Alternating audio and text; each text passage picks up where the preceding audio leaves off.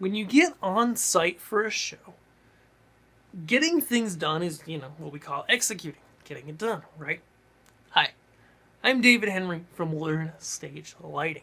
And in this video, we're continuing on our series, the 4 steps to making a really great show. And we're talking about what you do when you get on site to do your show or service or community theater show, whatever you're doing, okay?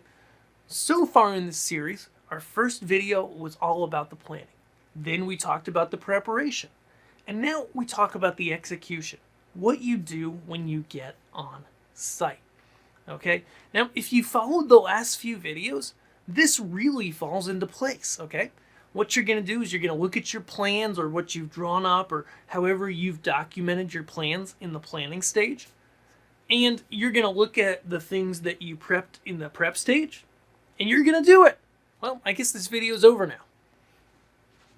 No, this video is not over yet. Because how many times have you gone to do a show and everything just goes exactly the way you planned it? Oh yeah, never, right? The truth is, we live in a world with people and with so many variables and things that are happening that when you get on site to do a show, there's going to be changes, there's going to be tweaks, there's going to be things you have to do.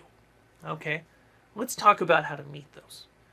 So when you get on site, if you've prepared well, and this is really the key, having prepared well is going to free up your brain space on site to focus on working with the people you're working with to get the lighting set up and to get it going. Okay? When you run into problems, maybe you can't place something where you thought you could. Maybe there isn't space for something. Maybe you forgot something. Maybe you're not able to control the lights from the console and you haven't quite figured out why. Now it's time to jump into troubleshooting mode. Okay? And there's really 2 types of troubleshooting that I see on site that I think about. There's kind of the more obvious, the technical troubleshooting. Okay? If you're not able to control your lights, then start walking through the basic steps. Check the DMX address. Is it right? Is it what you set it to? Okay? Sometimes there's lights that you have to hit enter after you set the address. Sometimes you don't have to hit enter afterwards. And if you did one or the other when you weren't supposed to, it may have cleared the address out. Make sure the mode's right of the particular light. Okay? If it's not responding, try connecting it directly to the console with no other lights. Okay? Check the DMX jacks. Make sure they're plugged in correctly. Make sure you got the right cable, right? All of this stuff is fairly simple, but if you're worrying in the details and trying to figure out what length cable you need to get somewhere or finding different gear, then it's hard to have the space to think about the troubleshooting. Okay, so that's my first really big tip on site.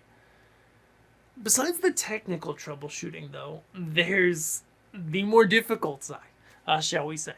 What I call kind of the logistics or the creative troubleshooting. So you're going to find out, no matter how well you've planned things, how well things have been worked out ahead of time, something changed, and you're not going to be able to set up the lighting the way that you intended. Okay? This happens all the time. I've seen it happen for so many reasons, whether it's the client decided they needed to do something else on the stage, they needed to repurpose something, the stage size changed, the hotel didn't have the stage you needed, the band put in something else that they need and your lights are in the way. There are a million reasons why you might have to change and you might have to veer off of what you planned. Okay? When this happens, the best thing to do is go back to where you started in the planning stage. Okay? Say, okay, what is the outcome that I'm looking for, and how critical is this piece to the outcome? For me, when I'm thinking about it, I'm designing shows, a lot of the times the things that I've placed on the ground are usually fairly movable. They're usually things where I've said, okay, this is a light on the ground, it's gonna light, some scenery or something like this, and it's not super critical that it gets in the exact place that I designed it. And if something would need to change on site, that would be okay, right?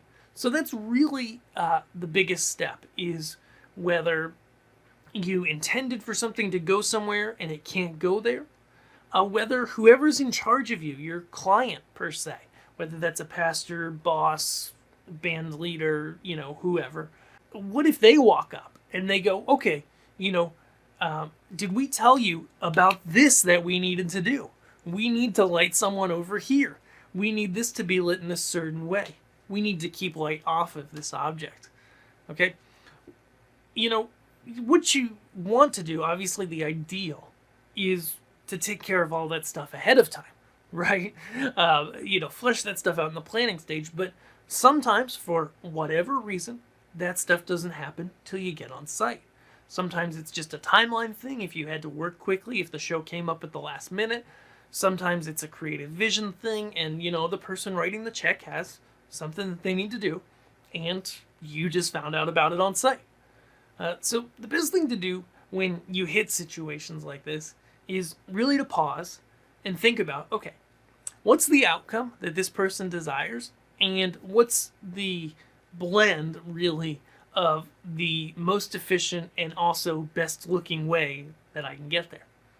And then go for it.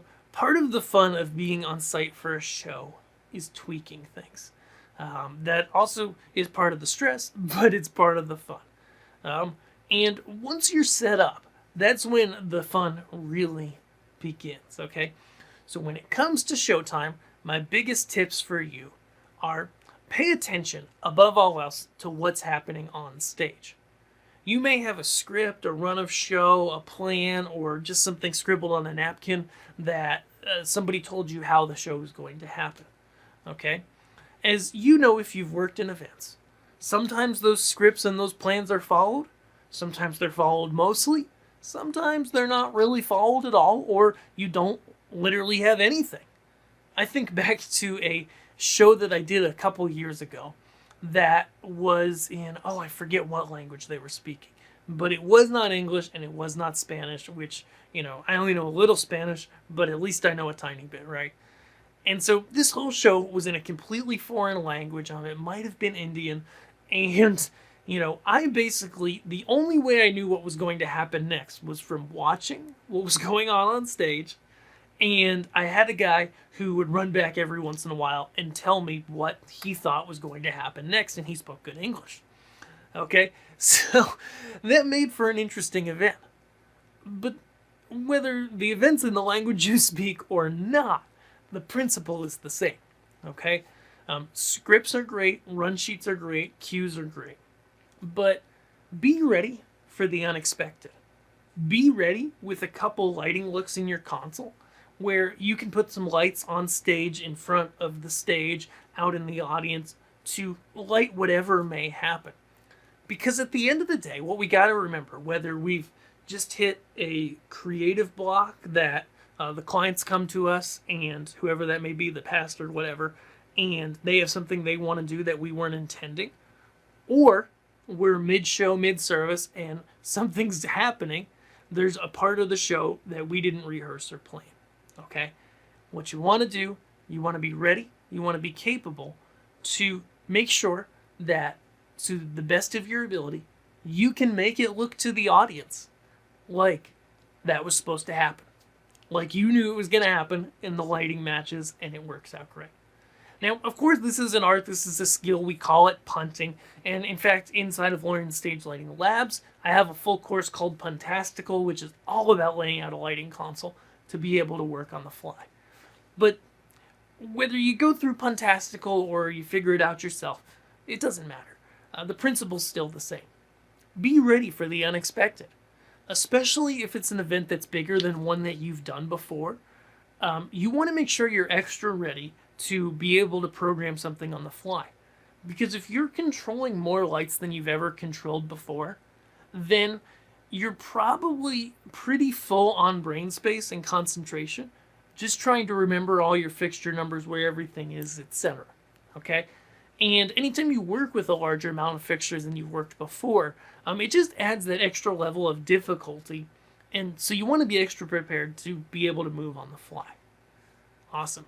If you've enjoyed this and you're just starting with lighting, be sure to check out my free guide to begin with lighting, And head over to learnstagelighting.com/labs as well for information on Learn Stage Lighting Labs, which the Puntastical course that I talked about is part of. Awesome. Be sure to subscribe, and in our next video, we're going to talk about one of the most important parts of the show. How to not make the same mistake every time you do a show by debriefing in the aftermath. We'll see you guys there. Thanks.